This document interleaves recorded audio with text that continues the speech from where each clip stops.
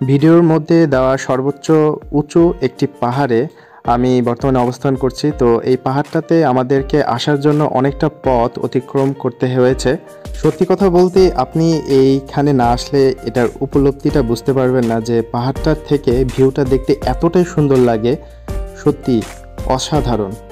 তাহলে দেরি কিসের, আমরা আমাদের গন্তব্য স্থানে পৌঁছানোর জন্য পরপর দুইটি বাইক নিয়ে 5 জন ব্যক্তি মিলে আমাদের খাগড়াছড়ি জেলায় অবস্থিত মহলছড়ি জায়গা একটি সিন্দুকছড়ি নামে একটি পাহাড় অবস্থিত আছে, সেই পাহাড়ে যাওয়ার উদ্দেশ্যে আমরা রওনা দিলাম। তো অনেকটা পথ আমরা পাড়ি দিয়েছি। জায়গাগুলো এতটাই সুন্দর, রাস্তাগুলো এতটাই সুন্দর যে সত্যি কথা বলতে আপনাদেরকে বলে বোঝাতে পারবো না। তাহলে আমরা দেরি না করে আমাদের ভালো লাগার কিছু মুহূর্তগুলো আপনাদের মাঝে শেয়ার করতে যাচ্ছি।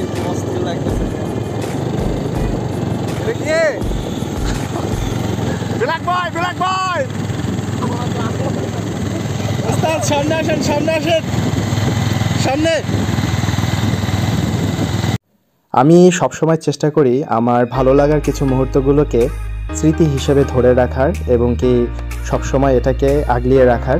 তো এই জন্য আপনাদের মাঝে আর বকবক না করে আমি চেষ্টা করব ভিউটা একটু মিউজিকের সাথে দেখার জন্য। তো আর বকবক না করে ভিউটা দেখার অনুরোধ করা হলো।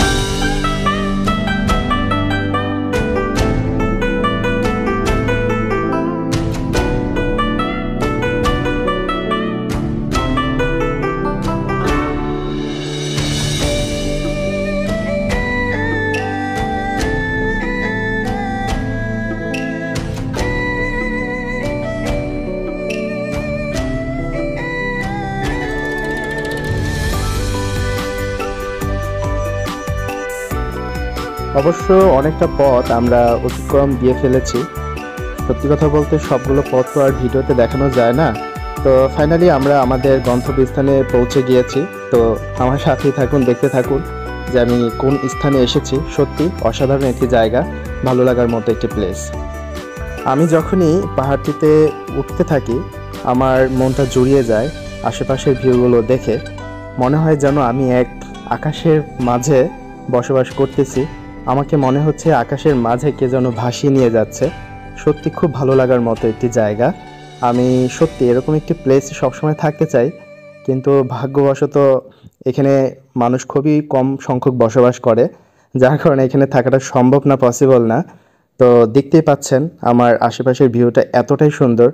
অবশ্য সত্যি কথা বলতে আমি মুগ্ধ হয়ে গিয়েছি জায়গাগুলো দেখে। সত্যি খুব ভালো লাগার মতো একটি জায়গা।